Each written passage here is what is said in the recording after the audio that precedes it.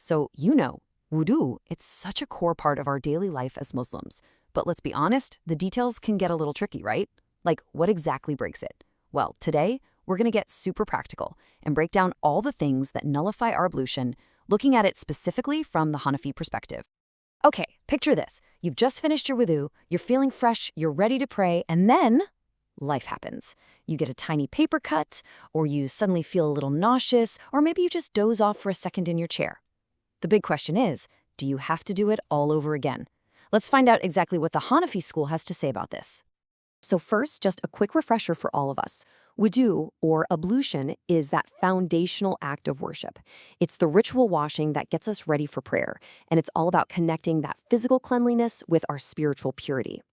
All right, let's dive into our first section. We're going to start with the most common stuff, physical discharges. These are the things that we deal with most often in our day-to-day lives. Okay, so the scholars basically laid out two clear principles here. The first one is super straightforward. Anything that comes out of the front or back private parts, that nullifies your wudu.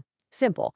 But the second principle, that's where it gets a little more detailed. For any other part of your body, an impure substance, we're talking blood or pus, only breaks you wudu if it actually flows.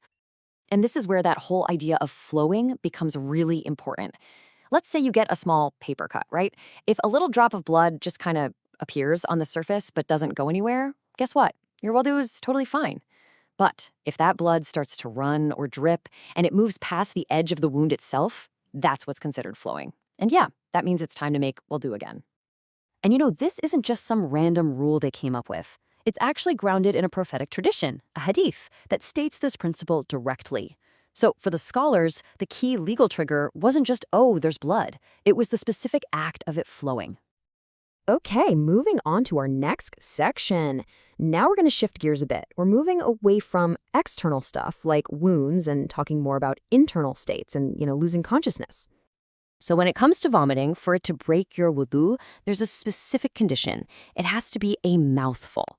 So what exactly is a mouthful in this legal sense? Well, the jurists defined it in a really practical way.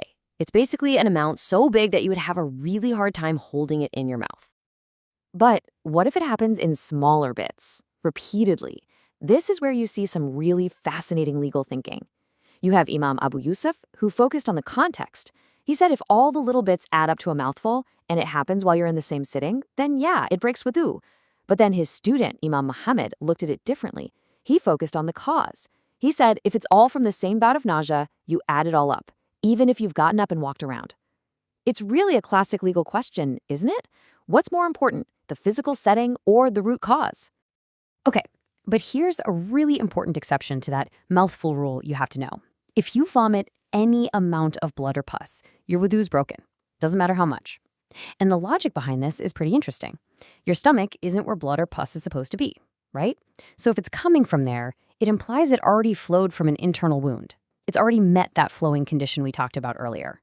Next up is sleep. And the way this is explained in a prophetic tradition is just wow. It's such a powerful metaphor. It says the eye is like the drawstring of a bag. As long as you're awake, that drawstring is pulled tight. You've got muscular control. The moment you fall asleep, that drawstring loosens and control is lost. And that metaphor just explains the principle so perfectly. If you're lying down or even leaning back on something where your muscles can totally relax, that drawstring is loose, and so your wudu is nullified. Same thing for fainting or any loss of sanity. You've lost control. But, and this is the cool part, if you doze off while sitting straight up, without leaning on anything, or even while you're standing or prostrating, your body has to stay tense to hold that posture. The drawstring is still considered tight, and so your wudu is still good. All right, section 3. This one covers a very specific nullifier, one that honestly surprises a lot of people, and it only applies in a very, very particular situation. So the Hanafi school has this really unique ruling about laughter during a prayer. They break it down into 3 levels. First, a simple smile, no sound. That has 0 effect on anything. Second, a laugh that only you can hear. That breaks your prayer, but your wudu is still fine. But then there's the 3rd level, a loud laugh, the kind your neighbor could hear. This is seen as being so out of place, so contrary to the focus of prayer, that it breaks both your prayer and your wudu. Now, the context here is absolutely crucial. This rule is a major exception to the general principles, and it's applied in a very narrow way. It only counts if you're in a formal prayer with bowing and prostration. So it doesn't apply to something like a funeral prayer or when you do a single prostration for recitation. Context is everything here. Okay, now for my favorite part, a little myth busting. Let's talk about a couple of things that tons of people think break your wudu, but in the Hanafi school, they actually don't. First up, and this is probably one of the biggest points of confusion out there, in the Hanafi school, just touching a woman does not break your ablution. And the evidence for this comes straight from the Prophet Muhammad's own life, peace be upon him. His wife, Aisha, reported an incident where he kissed one of his wives and then went to pray without making a new wudu. Hanafi scholars see this as a really clear example that this kind of contact doesn't require a new ablution. And this is actually a really key difference from some other schools of thought. All right, here's another big one.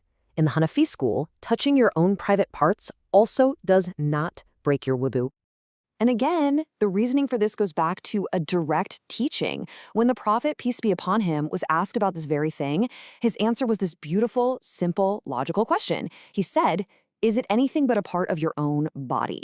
It just highlights that, touching it is no different than touching your arm or your leg.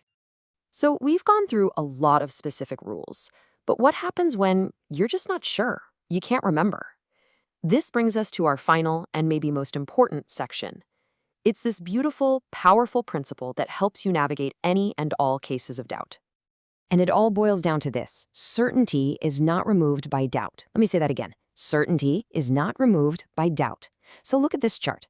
If you're certain you are impure, but you're only doubting if you made wudu, you stick with what you're certain about. You are still impure. And it works the other way too. If you are certain you had wudu, and then you get this nagging feeling, this doubt that maybe you broke it, you stick with your certainty. You are still pure. You always go with what you know for sure. And that really leaves us with a final thought, doesn't it?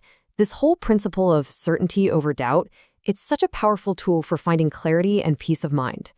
Not just in our prayers, but in so many parts of our lives. So the question is, where else can we apply this amazing principle of not letting doubt get in the way of what we know to be true?